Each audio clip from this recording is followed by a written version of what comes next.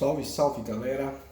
Estamos aí de volta, né, com os nossos vídeos do nosso conteúdo de história, ok? Aqui é o professor Ximenes e nós vamos trabalhar agora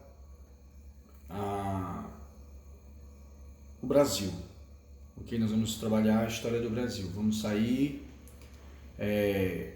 de história geral, de história antiga, e vamos começar aí a trabalhar a história do Brasil. Com o professor Bessa, vocês estão tendo o conteúdo, vocês estão vendo, vocês já estão vendo, né, pelo que ele me informou, vocês estão vendo aí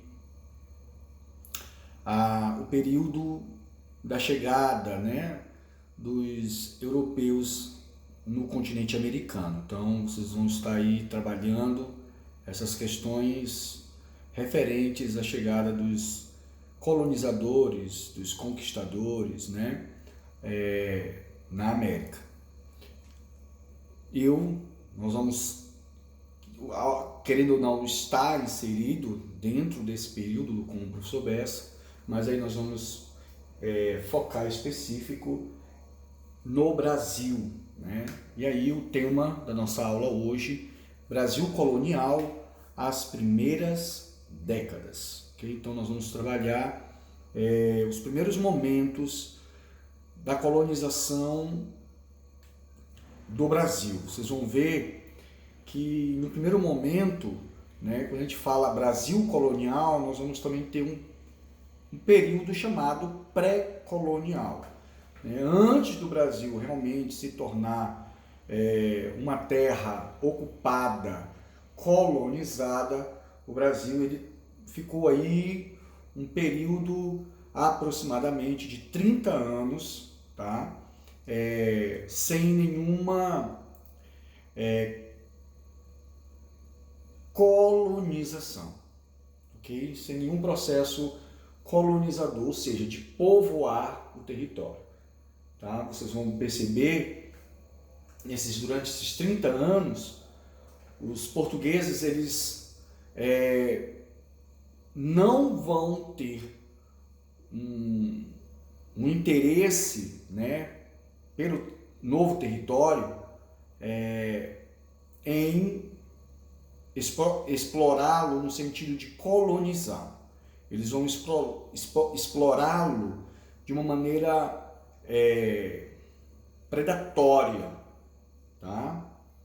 Eles não vão encontrar os produtos que os espanhóis encontraram na porção, né, deles, né, ali naquela região ali do Mar do Caribe, por ali na região do México. Os espanhóis vão encontrar ouro. Então, os portugueses não vão encontrar aqui no Brasil esses produtos, essas riquezas. E a única coisa que eles vão encontrar no primeiro momento é o pau-brasil. Tá? O pau-brasil, que era uma árvore já conhecida, vocês vão ver, né? Muito conhecida, na época das cruzadas. Né? No período das cruzadas, o pau-brasil vai ser difundido, principalmente ali na região de Veneza e Gênova, para fazer a questão de tintura, e vai espalhar por toda a Europa. A França vai ser uma grande consumidora desse produto para fazer tingimento de tecido, ok? Então vamos lá. Aí eu trouxe um mapa, né, para vocês, é o mapa da época, que mostra o que seria, né, o Brasil, né? Mostra aí as riquezas dessa terra brasilis, tá? Esse mapa é a capa de um livro, tá? Já publicado há alguns anos no Brasil, tá bom? Bem, turma, como eu falei para vocês, nós temos então esse período, né, pré-colonial. Ele vai de 1500 até 1530. Então, 1500 com a chegada de Cabral e 1530 com a primeira expedição de povoamento para o Brasil. Tá? Então, como é sabido de todos os senhores, 22 de abril de 1500, Pedro Álvares Cabral chega ao Brasil, né, com uma suposta ou um suposto infortúnio de se perder no meio do Atlântico. Ele acaba se perdendo, e ele acaba chegando em uma nova porção de terra. Tá? É interessante a gente frisar isso, porque por muito tempo na história, né, da história do Brasil, foi propagado essa ideia de que Cabral chegou aqui por acaso. Isso não é verdade. Né? Os documentos provam, há várias documentações de época que provam que que os portugueses já conheciam a costa brasileira. Né? Desde 1492, os espanhóis, não se esqueçam disso, os espanhóis chegam em 1492 na América, com Colombo. E isso vai ser noticiado na Europa. Né? Então, 1494, Portugal e Espanha vão organizar, juntamente com o apoio do Papa da época, o Tratado de Tordesilhas, como todo mundo conhece, né? Todo mundo já ouviu alguma época da vida o nome Tratado de Tordesilhas. Então, só para frisar isso para vocês, que ele não chega aqui por acaso, né? Ele realmente vem com o intuito de tomar a terra. Esse é um ponto muito importante. Beleza. Cabral chega, e aí? O que acontece? Não se esqueçam que Portugal dominava o mercado das especiarias orientais ou das especiarias da Índia, né? Já há alguns anos, algumas décadas, né? Portugal vinha dominando esse mercado muito lucrativo, que antes, né, estava nas mãos de duas cidades que hoje estão dentro do território que forma a Itália, que eram as cidades costeiras, Gênova e Veneza, ok?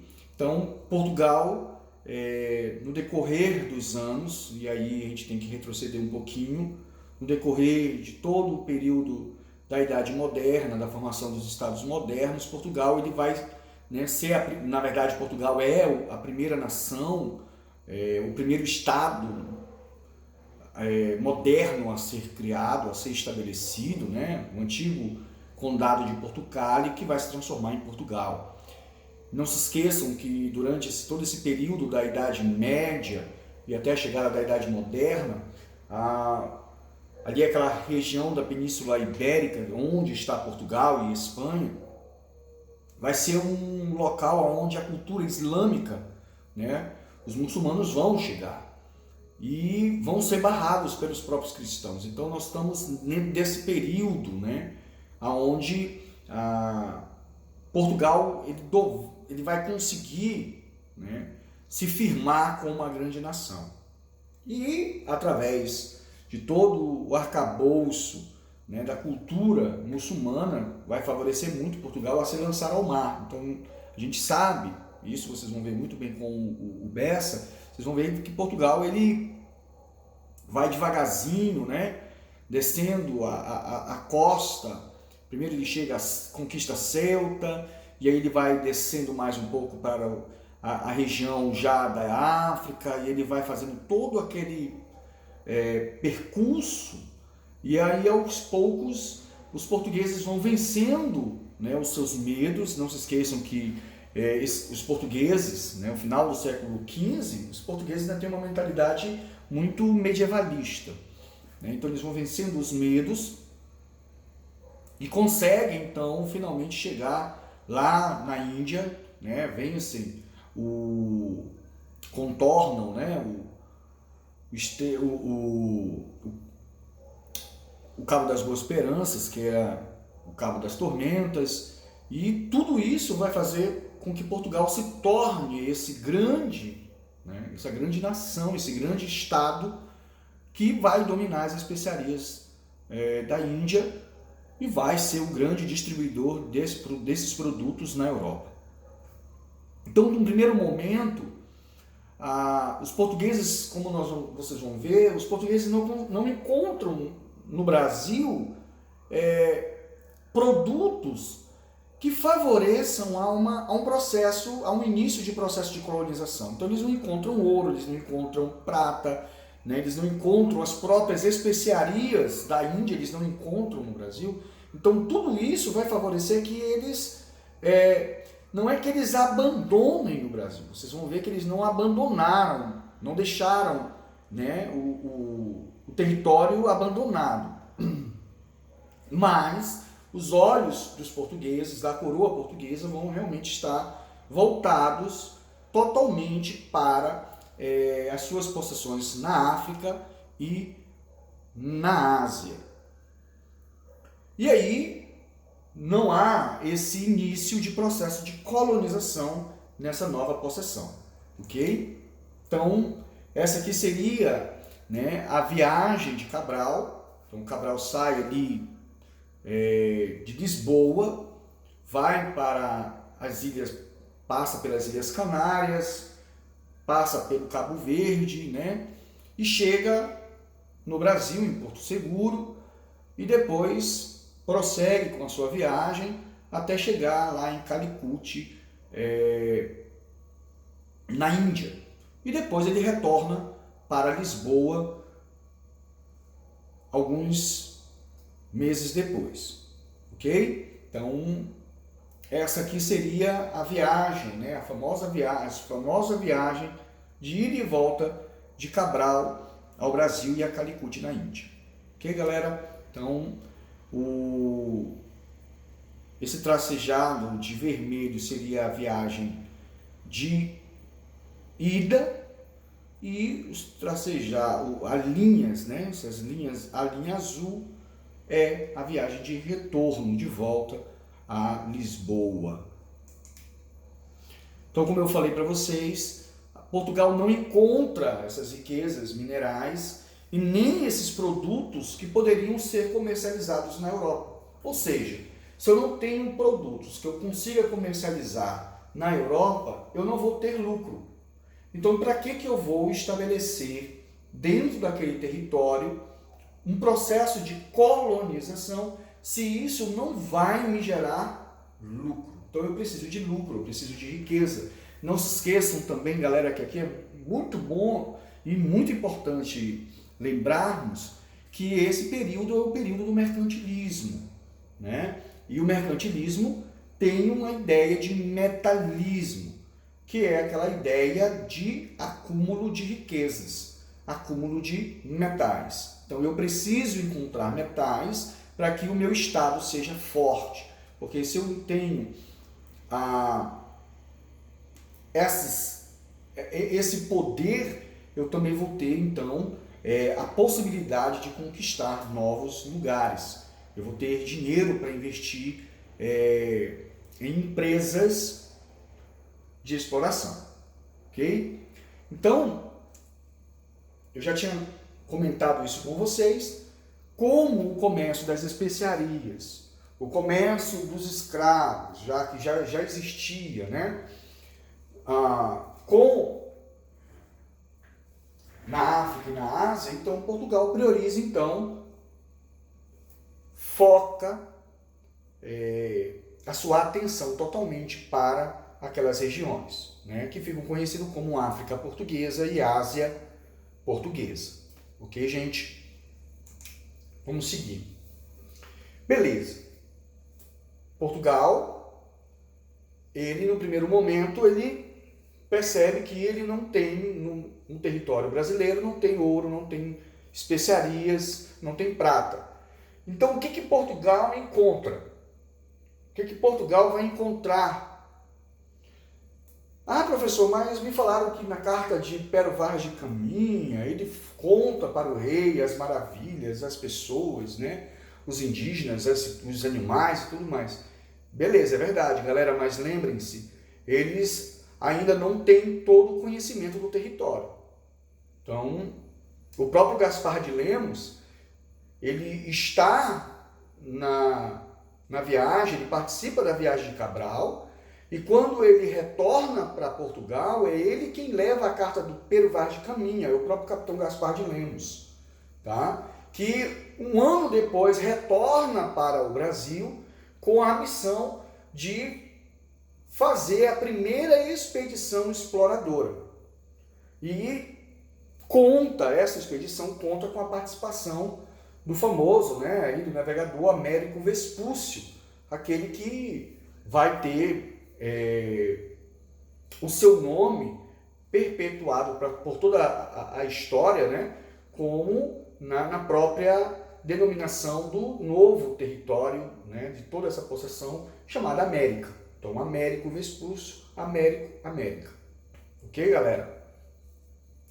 E é nessa primeira expedição do Gaspar de Lemos que nós vamos, então, ter a confecção do primeiro mapa do litoral brasileiro, né? Ele, juntamente com os seus auxiliares que vão compor esse mapa do litoral. É ele que vai descobrir a existência do pau-brasil, né? O pau-brasil que era, como eu falei para vocês, já era uma madeira conhecida pelos europeus, né? Não é algo novo. Por isso que eles começam tão logo quando eles descobrem, eles vão iniciar a exploração desse produto. Ok? Nessa expedição também é constatado que o Brasil não era uma ilha. Então o Brasil, havia esse grande receio, né, por parte de Portugal, do novo território ser uma ilha, né, como os Açores, como o Cabo Verde. Então eles tinham esse receio. Pô, peraí, será que isso é só uma ilha? Né? Então, o Gaspar de Lemos vem com essa missão também. Olha, tu tem que descobrir se lá realmente é um grande território, tem grande extensão, ou tem uma grande extensão, mas é uma ilha. Então você vai ter que fazer isso e descobrir essas questões. É também nessa expedição que vai aparecer os primeiros nomes dos acidentes geográficos, né, que existiam até hoje, né, existem no nosso país, né? Essas denominações, essas nomenclaturas, elas foram dadas de acordo com o dia que elas eram encontradas e levando em consideração naquele dia qual santo era comemorado, né? Então, por isso que eles vão receber o nome desses santos, ok? E aí eu trago para vocês algumas imagens de mapas da época que vão mostrar o que seriam esses acidentes geográficos dentro da visão desses homens, né, do século XVI, gente. Então aí nós temos a Baía de Todos os Santos, né, que nada mais é do que a grande baía que está ali na frente da cidade de Salvador, no estado da Bahia. Né? Salvador vai ser a nossa primeira capital da colônia, nós vamos estudar isso ainda, tá?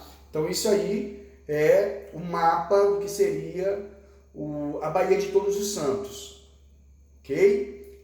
O Gaspar de Lemos é o responsável por denominar, né, dar aí, juntamente com o Américo Vespúcio, o nome da Baía de Todos os Santos.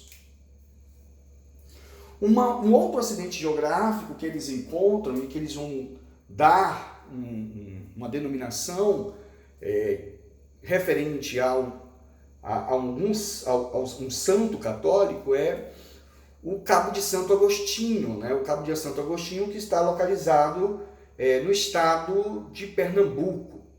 E aí eu trago para vocês esse mapa, né? Esse pequeno mapa desenhado pelo cartógrafo holandês Nicolaas Visscher, que vai retratar, né, que retrata o Cabo de Santo Agostinho bem no extremo leste do continente americano.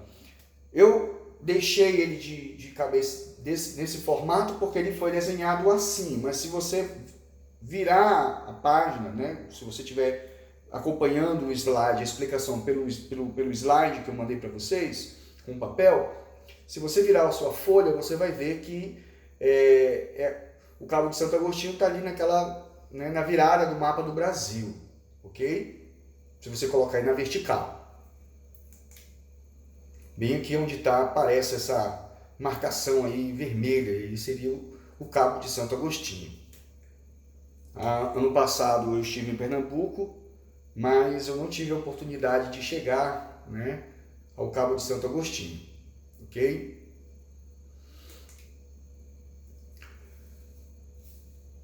Beleza. 1501, Gaspar de Lemos, Portugal, o envia para fazer a sua primeira expedição de exploração. O que acontece? A gente viu que eles encontram o pau-brasil.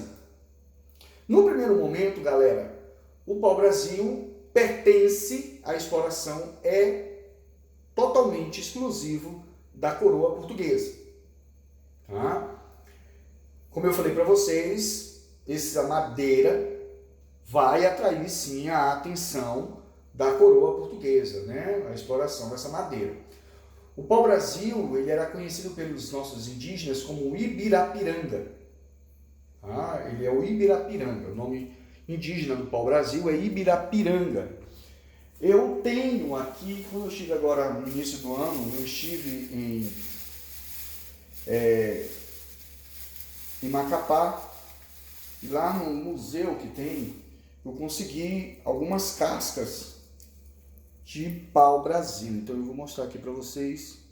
Isso aqui são cascas, tá, do pau-brasil. Então vocês veem que ele é bem vermelho, ele é uma madeira bem forte, uma cor meio alaranjada, e essa casca então era retirada para fazer o tingimento das roupas, ok, gente? Beleza? E aí o que acontece? Portugal, em 1502, tem então a ideia de arrendar. O que é o arrendar? É eu permitir que alguém explore algo que é meu. Isso que é o arrendar. Então eu separo um pedaço de algo, de uma propriedade minha, e como se eu permitisse que aquela pessoa trabalhasse, explorasse aquilo, e eu vou ganhar alguma coisa em troca. É como se fosse, não é como um aluguel, mas eu ganho com aquilo, ok? Então, a coroa portuguesa, em 1502, toma essa atitude. De quê? De entregar a exploração do pau-brasil a mercadores, né? A mercadores de Lisboa. E esses mercadores, olha como é interessante, gente, são os cristãos novos. Quem são os cristãos novos, galera? São os judeus convertidos ao catolicismo, né? O judeu, ele tem uma sina por empreendedorismo, para ganhar dinheiro, uma coisa muito interessante. E aqui na história do Brasil, os cristãos novos, eles aparecem nesse momento, e também eles vão aparecer, eles não vão estar diretamente no Brasil, né, nesse primeiro momento, mas mais lá na frente, quando nós estivermos estudando, vocês vão ver que em Pernambuco, durante o Brasil holandês, a presença dos cristãos novos vai ser muito marcante, né, desses judeus convertidos ao catolicismo. Ok? Esse arrendamento durava cerca de 3 anos, esse era o prazo, e o arrendatário, né, a pessoa que arrendava a terra, ele era obrigado, ele tinha uma obrigação, né? Na verdade, ele tinha algumas obrigações, mas essa obrigação ele tinha que cumprir cabalmente, ou seja, ele todo ano tinha que enviar uma expedição com 6 navios, 6 naus, 6 embarcações. Gente, e para isso ocorrer, o cara tinha que ter dinheiro. Não era algo barato. Imagina isso no século XVI. Uma viagem dessa durava mais de 3 meses. Então era um negócio muito arriscado. Era um negócio muito, mas muito arriscado. Então tu enviar, é como se tu estivesse dando um tiro no escuro. Porque de repente tu já pensou, um navio desse, tu envia 6 navios e de repente no meio do Oceano Atlântico esses navios sofrem, né, com uma tempestade, todos eles naufragam. Tu perdeu dinheiro. Tu perdeu dinheiro e tu vai provavelmente, se tu não tiver condições de recuperar esse teu investimento, provavelmente tu vai falir. Tá? Mas para que era necessário enviar essa expedição anualmente? Para fazer 2 coisas. Primeiro, a expedição era obrigada a explorar cerca de 300 léguas da costa brasileira. Isso, galera, para vocês terem uma ideia, seria mais ou menos em torno de 1.260 quilômetros. Galera, daqui para Castanhal, daqui para Belém, nós temos 80 quilômetros. Cerca de 70 quilômetros. De Castanhal a Paragominas, se eu não me falha a memória, são 300 quilômetros. Então, é uma distância muito grande. Não sei se você já foi a Paragominas, cara, são quase 2 horas de carro direto. Isso tu pisando com o pé lá embaixo. De ônibus aí tu leva talvez 4 horas, né, se não parar muito nos locais de parada dos ônibus. Então tu imagina isso, 1.260 quilômetros nesse período. Né? Então era algo muito, mas muito complicado, muito difícil, muito custoso. Uma outra obrigação dessa expedição, além dessa exploração, né, dessas 300 léguas, era também de estabelecer feitorias fortificadas. Feitorias eram pequenos locais onde se construíam um forte, né, onde ali ficavam as pessoas, geralmente um grupo de pessoas que tinham o contato com os indígenas, para que esses indígenas pudessem então fazer, vocês vão ver que isso vai acontecer, fazer a exploração e negociar com os feitores ali e essa produção, esse produto ser enviado de volta para Portugal. 1503, Fernão de Noronha assina o primeiro contrato de arrendamento. E aí esses comerciantes de pau-brasil ficaram conhecidos como brasileiros, né? Daí vem o termo brasileiros.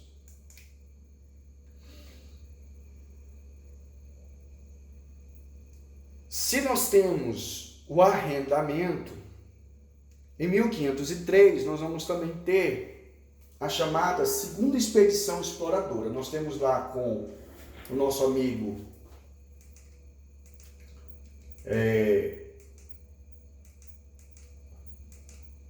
Gaspar de Lemos, com a sua primeira expedição exploradora, e agora nós vamos ter a segunda expedição exploradora com o Gonçalo Coelho. Então, o Gaspar de Lemos é o líder da primeira expedição e na segunda expedição o Gonçalo Coelho. É interessante porque o Vespúcio também está dentro, né, participa também dessa segunda expedição, como também participou em 1501 lá com o Gaspar de Lemos. o Vespúcio comanda uma das naus, ele é o comandante de uma das naus, de uma das embarcações. Eles chegam no Brasil ali, na chamada Ilha de São João. A Ilha de São João hoje é Fernão de Noronha. Nesse perímetro, a nau Capitânia, ela afunda, ela naufraga. E aí a expedição se divide, há uma divisão, né? Então, o Vespúcio vai para um lado e o Gonçalo Coelho vai para outro. O Vespúcio segue em direção ao sul, ele chega ali na região do Rio de Janeiro, ele vai fundar uma feitoria e também um forte, né? Ele organiza a primeira entrada ao interior do Brasil e logo, alguns meses depois, regressa para Portugal, né, com um grande carregamento de pau-brasil nos seus navios. Tudo que indica, né, aparentemente, tudo que isso é algo que alguns historiadores discordam, outros concordam, não é uma coisa muito unânime, mas aparentemente o Gonçalo Coelho também chega ao Rio de Janeiro e é de lá que ele vai regressar, né, ele vai retornar para Portugal, ok? Então, na primeira expedição com o Gaspar de Lemos, a gente tem algo bem impressionante, né? Então eles fazem o primeiro mapa, eles vão descobrir a existência do pau-brasil, eles vão nomear os acidentes geográficos, e agora, na segunda expedição, nós vemos então esses homens fundando feitorias, né? Explorando e fundando feitorias e fortes com a intenção de proteger a região, o território. Ok? Essa aqui são algumas feitorias que foram ao longo de todo esse período foram sendo criadas. A feitoria de Pernambuco, a feitoria de Santo Aleixo, feitoria de Todos os Santos, a feitoria de Cabo Frio e a feitoria do Rio de Janeiro. Como eu falei para vocês, a extração e o comércio de pau-brasil era muito lucrativo. Contudo, mesmo sendo lucrativo, a atividade não viabilizou a instalação de um projeto de colonização, item que eu também já tinha comentado com vocês.